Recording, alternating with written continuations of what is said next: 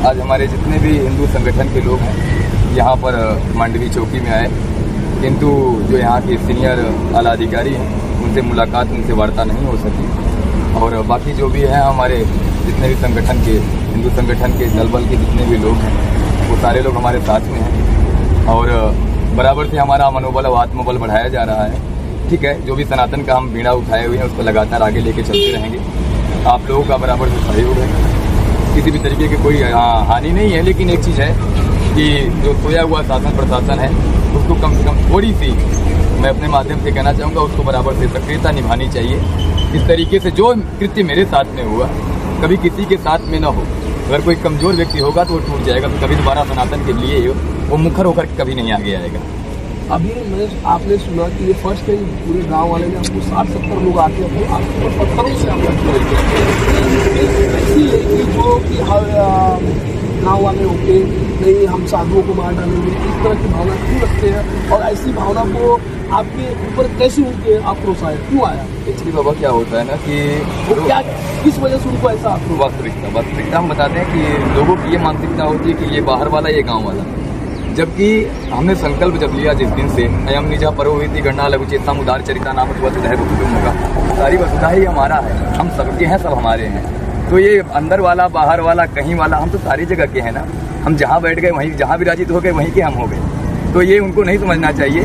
लेकिन चूंकि वो एक होटल मालिक के दृष्टिकोण से देखते हैं और इस वजह से वो दारू पी करके, शराब पी करके वो आया और अभद्रता से पेश किया। वहाँ पे कुछ माताएं बैठी हुई थी और उसने कहा कि हमको वेश्याएं चाहिए, इस तरीके से उसने बोला। तो जो कि अब शब्द अभद्रता का परिचय दिया उसने, तो मैंने उसको दंडित किया। तो जब इस तरह का अभद्र वर्ड पूछा आपको, क्या आपके कोई पुलिस कंट्रोल पे पहुंचे थे? आप जब इस तरह की व्यवहार, उसने दुर्व्यवहार किया तो आपको कंट्रोल पे? सबसे पहले जो मुखिया थे उस गाँव के नजदीक के, मैंने उनको फोन किया। फिर भी स्थितियाँ कंट्रोल में, 20 मिनट तक मैं हाथ जोड़ता रहा। उसके बाद वो हाथापाई पे उतारू हो गया।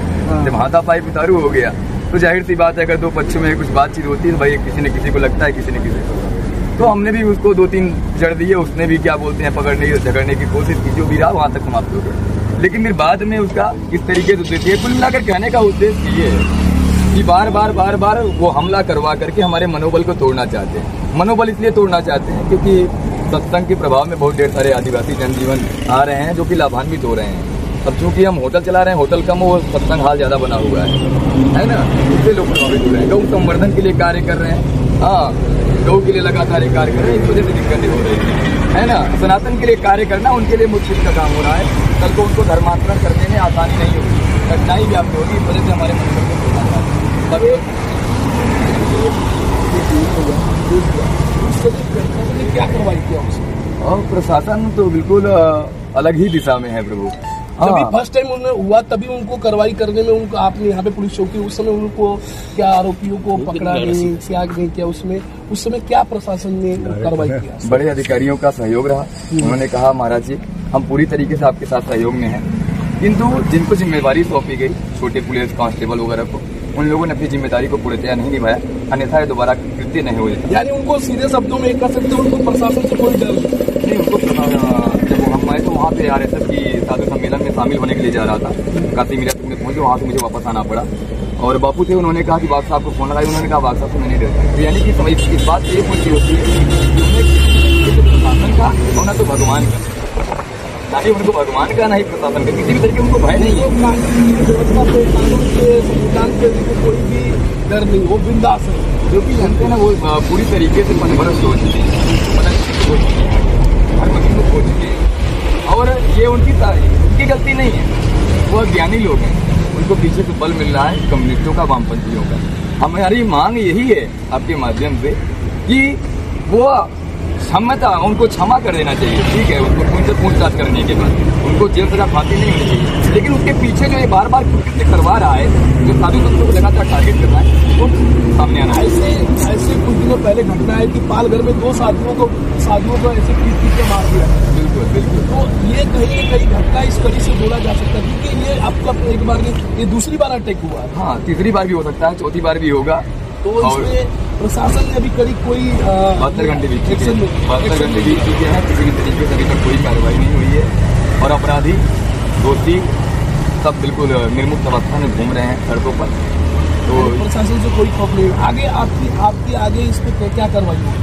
हम यही चाहते हैं कि जो कम्युनिस्ट और वामपंथी दल हैं उनको पकड़ा जाए।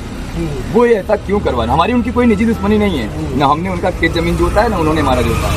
बार बार आकर के बिना किसी द्वेष के, बिना किसी दुश्मनी के अगर कोई व्यक्ति सामने से आकर के बार बार हमला करता है तो उसका कोई ना कोई पीछे वजह है, और उसके पीछे की वजह मुझे मालूम है। मैंने आपको बताया जैसा कि कम्युनिस्ट और वामपंथी दल पीछे लगे हुए हैं, ताकि इनका अगर बहुत पीछे हो जाएगा, अगर लोग सत्संग के प्रभाव में आ जाएंगे, सनातन के प्रभाव में आ जाएंगे तो धर्मांतरण करना बड़ा मुश्किल हो जाएगा। इस वजह से वो सीधे सीधे हमको टारगेट करना है, समझ रहे हो? और दादाजी, अभी मैं आपसे दूसरी बार आपसे वार्तालाप कर रहा हूँ, तो क्या आपकी स्वास्थ्य के बारे में मैं जान सकता हूँ? आपकी स्वास्थ्य अभी कैसी है? थोड़ा आवाज करके बोलिए। देखिए, आप देख सकते हैं कि मैं दिखाना चाहूँगा कैमरा में कि अभी ये चाचा की स्वास्थ्य इतनी बिगड़ी हुई है कि उनकी आवाज भी नहीं निकल पा रही है, और इनकी अभी बोलने की ताकत भी नहीं है। बोलिए, थोड़ा तो बोलिए, तो थोड़ा लोगों को बताइए कैसे हम लोग ने कैसे आपके साथ ईंधनी हमला किया। गेट खुलवाया, साफ सफाई हो रही थी, और इतने में वो लोग आके हमारे ऊपर हमला किया। अभी आपको तो मिली, अभी स्वास्थ्य कैसा? आपके स्वास्थ्य के बारे में देखो, हमारी हिम्मत है कि आप लोगों के बीच में खड़े। तो अभी आपकी स्वास्थ्य में क्या प्रॉब्लम आ रहा है? स्वास्थ्य में चक्कर आ रहा है, सर का चोट है, कल कुछ भी हो सकता है। तो अभी आप उन लोग से आपका डर बना हुआ है, अभी भी आपके अंदर डर है। हाँ, तो अभी आपके साथ हिंदू समाज के अंतर्राष्ट्रीय बजरंग दल के अध्यक्ष दिनेश पाटिल जी है, तो आइए जानते हैं उनका क्या सहयोग है इसमें। अंतर्राष्ट्रीय बजरंग दल इस बात का खंडन करता है, और हमारा शिष्टमंडल जल्द ही मुख्यमंत्री से इस विषय में वार्तालाप करने वाला है।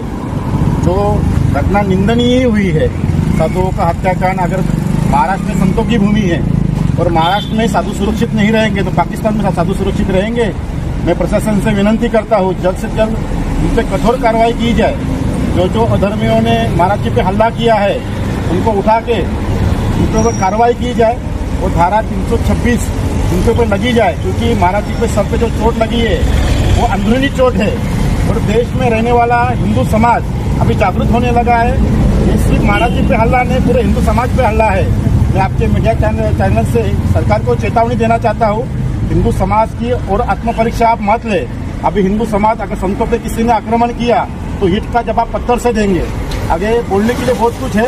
हमारा सीनियर पीआर से वार्तालाप नहीं हुआ है, वो सीपी ऑफिस में बैठक में बैठे हैं। शाम में उनसे वार्तालाप होने के बाद हम स्टेटमेंट देंगे, लेकिन हमारा शिष्टमंडल मुख्यमंत्री से इस बारे में वार्तालाप करने वाला है। थैंक यू दिनेश सर, आपने अपने हिंदू समाज को जागरूक करने के ज्वाइन हुए। आपने अभी देखा माननीय पुलिस चौकी में हम इस वक्त खड़े हैं, जो कि इस घटना को कोई भी सुनेगा बहुत निंदनीय घटना है और बहुत सेम की घटना है, क्योंकि इस घटना को सुनने के बाद हर किसी के अंदर खेल होना चाहिए।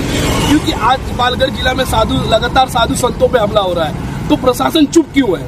इसकी वजह क्या है? तो कहीं न कहीं प्रशासन पे भी उठ रहा है। तो आगे के हम आपको, हमारी चैनल आपको आगे के बारे में जो कार्रवाई कर रही है प्रशासन और हमारे साधु संतों, हिंदू समाज इसके लिए एकत्र हो रहे हैं, क्या कार्रवाई कर रही है आगे अगले नेक्स्ट एपिसोड में आपको बताएंगे। धन्यवाद। इंडिया नाउ 24 में